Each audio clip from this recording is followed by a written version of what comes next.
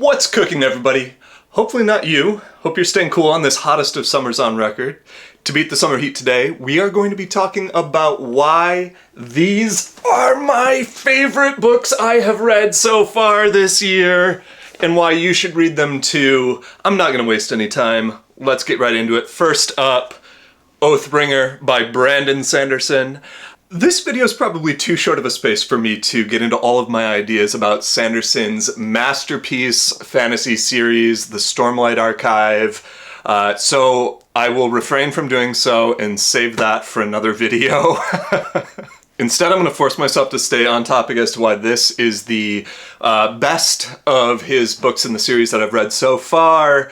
I've read all of them, including the novellas, up to the first half of Rhythm of War at this point. So each book in the Stormlight Archive series, in addition to going through the events of the book in real time, there's also a flashback component in addition to that real-time story, where it develops the backstory on one of the main characters. Kaladin first, then Shallan, and then in this one, the action turns toward Dalinar's backstory. And the journey that he undertakes as not only a leader but a man is incredible.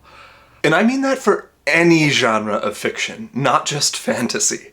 What Sanderson does so expertly in Oathbringer is in showing you the monstrous acts that Dalinar has committed in the past before undergoing his journey of redemption and later becoming a Knight Radiant. I guess, should I say spoiler? I should say spoilers in this video. You know that's how I roll though on my channel, spoilers throughout, but there it is. Anyways, pre-Knight Dalinar is a murderous warlord who is somewhat possessed by a pseudo-demonic entity called the Thrill.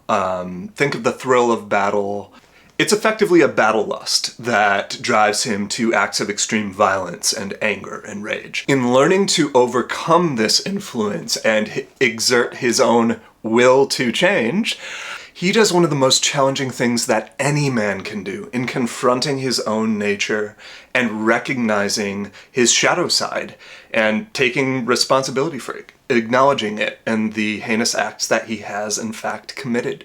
It's such an incredible journey and an all too rare one in the fantasy sci-fi genres, when oftentimes we get these shells of protagonist characters often fashioned in the promised one trope, and they often just relentlessly pursue the myth of redemptive violence throughout the entire story, and the author, neither the author nor reader ever turns an eye toward that. So when Dalinar rises to the challenge of meeting himself head on, wow. Major tip of the hat to Mr. Sanderson for this one. It's also just a really, really amazing fantasy series and worth reading every page, even considering the size. Don't be intimidated by it. He well rewards you at the end of these books. If you have no idea what I'm talking about, but are a little interested, I've piqued your curiosity here. I do plan on doing a longer video on my more comprehensive thoughts about the Stormlight Archive, so stay tuned for that. Have any of you guys actually read Stormlight Archive? Are you out there? Yeah. Trust by Hernan Diaz. I usually enjoy some of the award-winning, prize-winning books each year, so I decided to pick up one of the two winners of the Pulitzer Prize for 2023 in fiction, the other one being Barbara Kingsolver's Demon Copperhead. This one seemed a little more up my alley. The book itself is divided into four, maybe I'll just do a picture of this one, but four different in-world books. This is totally fiction, but the first one is Bonds, which is a hit piece on a wealthy market maker, Andrew Bevel, who is suggested in the book to have caused the Great Panic of 1929, initiating the Great Depression. Second is Bevel's own unpublished account of his life, My Life. A memoir, Remembered, is next, which is written in a more modern day tone as a retrospective by the ghostwriter of that second book, Bevel's autobiography. And finally, Futures, the long-lost diaries of Bevel's wife, Mildred. Each book section of this book gradually reveals more and more truth of the story in a kind of a Rashomon-like way. And it's a very profound experience to undergo as the reader, where you are not only learning more and more about the truth of the events in the lives of the Bevels, kind of like Attack on Titan, where the truth is gradually revealed as you go, but simultaneously you are also having your emotions toyed with by each of these authors and swayed and manipulated in each progressive book that you go through. I also appreciate the naming of these books: Trust, Bonds, Futures, which are very specific financial instruments that function in unique ways, but simultaneously are qualitative experiences of the human being which have nothing to do with finance, and Diaz does play with that a bit. Even reflexively, Diaz demonstrates how certain securities are even developed by Bevel as part of his market manipulations, as a way to circumvent existing laws, create wealth, and forge new frontiers in the markets. And yeah, like I said, it's all fictionalized.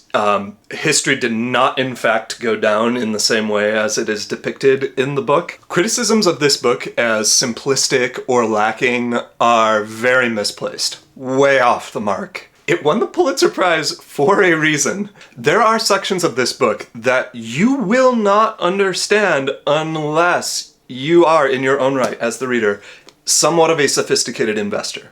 To gloss over the descriptions of what Bevel is purported to be doing to the US and global economies as simplistic belies the fact that some readers may just not understand the finance-heavy content in this book. Take it for what it is. There's plenty to enjoy about this book that has nothing to do with fictional investments, and as I said in my Goodreads review of this one, it did incredible things with my mind. Truly.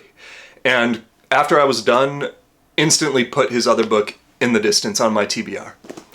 The Making of Another Major Motion Picture Masterpiece by Tom Hanks.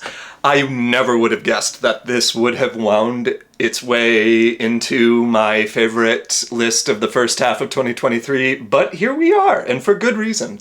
It's a really fun read about exactly what the title suggests, the making of a major motion picture. And the book is broken up into the different stages of the making of a motion picture: backstory, source material, development hell, prep, casting, the blur, the shoot, the longest stage, and post, which is really fun. The story's told from multiple perspectives. Bill Johnson, we see the director, Al McTeer, the producer, Ren Lane, the star, additional players, crew, everyone in between, including a World War II era part toward the beginning in the source material that tells the background of the figure, legendary figure that they will then later go on to make a Marvel-esque superhero film about, in a small town, Lone Butte, California, fictionalized small town, Lone Butte, California. Interspersed throughout the text are 3 comics by Robert Sikoriak, which are themselves source material for the film they go on to make. World War II era one here, a Vietnam era, and then a modern day Dynamo special edition, kind of about you can see sort of the Marvel nature of what they're doing here. Those are just like a really nice touch and a cool bonus of Hanks to add. And Hanks writes this expertly and believably while creating lovable, memorable characters. Would totally recommend this to anybody that enjoys a realistic take on the entertainment industry, specifically Hollywood, from a veteran actor's perspective. And you know what I mean. Like, you can read any acting text written by an actor, but oh so very rare is it to get a book or film about the making of a film. I mean, I think maybe 30 Rock was the last big show that was about the making of a show, incidentally, which is featured right there's 30 Rock itself. I don't know. What do you guys think? Would you ever read a book by an actor like Hanks? I know Steve Martin has written novels too, as has James Franco. I would very much like to know. Then we have Warbreaker by Brandon Sanderson. Loved it so much, I ended up getting the big, shiny, leather-bound version, which is awesome, has some truly incredible illustrations in that version. But yeah, what a fun, enjoyable fantasy. If you're looking for a fantasy novel with convincing, well-developed female characters and a unique magic system, this is the one for you. It doesn't have quite the epic scope of a Mistborn or Stormlight, but if you're not looking for that and are just looking for a quality one-shot fantasy novel, this is the ticket. It has a solid cold open with its prologue where it introduces you to the magic system, and after a couple chapters of introducing the characters, the plot just takes off. Biochromatic breath is the nature of the magic system in this one, which is effectively the spiritual component of one's breath, divine breath or soul, which can be partitioned off and sold or traded to other people.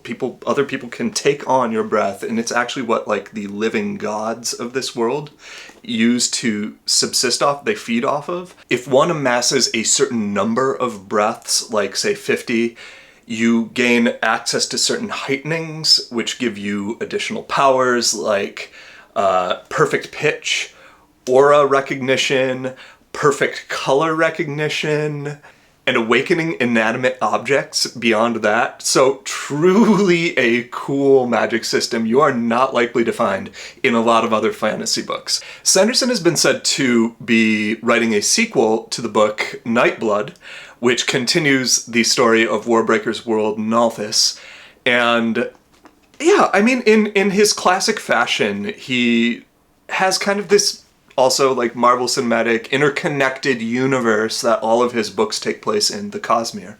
And a couple of characters from this book do appear in his other books, not in this series. So it is worth it also if you do want to dip your toes into an expansive, epic fantasy world as big as Middle-earth or Harry Potter or Westeros. There's so much more I could say about this one, but this video is getting on in length, and I still want to talk about my last book, Lessons in Chemistry by Bonnie Garmis. Okay, first and foremost, the pink cover is a total red herring, and Jack Edwards talks about this too, but the main character in the book, Elizabeth Zott, loathes the pink feminine stereotype, and she even rejects brand deals that enforce her to use the color pink. So yeah, so slight wave of the finger to the publisher on this one. Penguin Random... No, Doubleday. What are you doing? As Jack notes, the British and German cover and jacket are much better and more appropriate. I don't know, in the US, why they did this. Maybe they thought it would sell better, painting it as it looks like chemistry, as if romantic, it looks kind of like a romance book, even though it is not. It is a feminist, science-heavy text, period piece of the 50s, early 60s, before the women's liberation era. And I did really enjoy this one, even though I can see sense in some of the critiques of, the outcomes of some of the events being overly unrealistic or kind of almost fantastical. I mean, it is a pretty fantastical story with the dog with effectively human level intelligence and the daughter with beyond college educated level intelligence. Honestly, it's just what this book is, and it kind of plays to the whimsicality in TV and cinema of that kind of 50s era. I loved the story, thought it was incredibly well-paced, which is, I'm guessing, what a lot of people enjoyed about this book. And it is coming out soon as an Apple TV Plus show starring Brie Larson, so I am eagerly anticipating that premiere. Come on, people. Cooking is chemistry, and this book is a pretty light read if you don't dive too deeply into Elizabeth Zott's chemistry-heavy recipes. Putting this toward the end of my list here because it's closer to a 4-star than maybe the 5-star that some of these other books are, but it still made its way onto my favorites so far this year. That more or less sums up my fiction fantasy quick list through the first half of 2023. Currently reading Rhythm of War, as I mentioned, would probably put that on this list too, except I'm not finished. More to come on Stormlight. Hope you guys enjoyed and would consider a like or subscription, as I appreciate you helping me grow and always love to connect. Thanks for watching, and I'll see you next time.